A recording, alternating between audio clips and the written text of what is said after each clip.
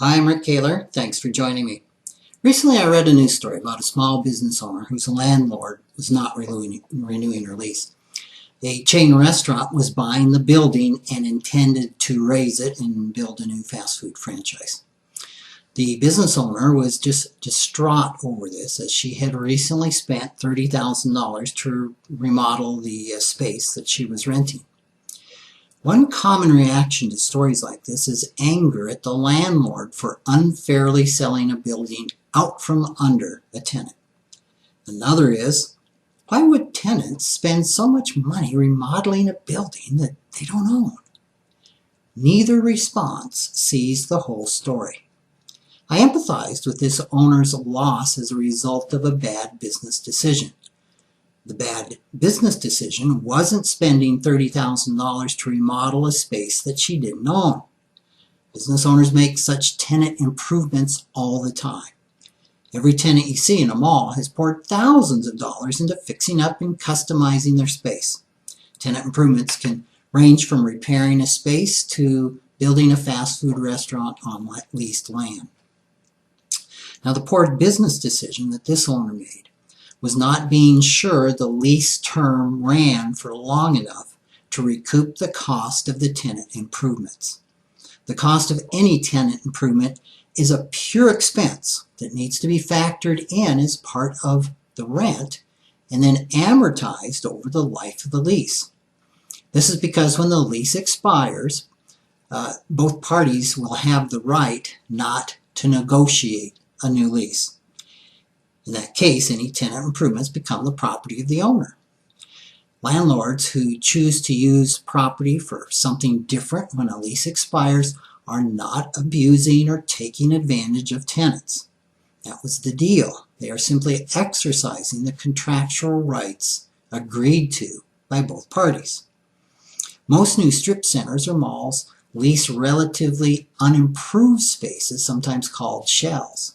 Now, tenants get 4 walls, they get a cement floor, and probably bare girders above. It's then the tenant's responsibility to finish the spaces in the manner that they want. Now, this makes a lot of sense, as usually every retailer has a very specific floor plan, specific colors, building materials, a way that they want their space to look to the general public. At the end of the lease, then, the relinquished tenant improvements, with probably years of wear and tear, are typically worth very little. New tenants will typically go in and rip them all out, then finish the space according to their needs.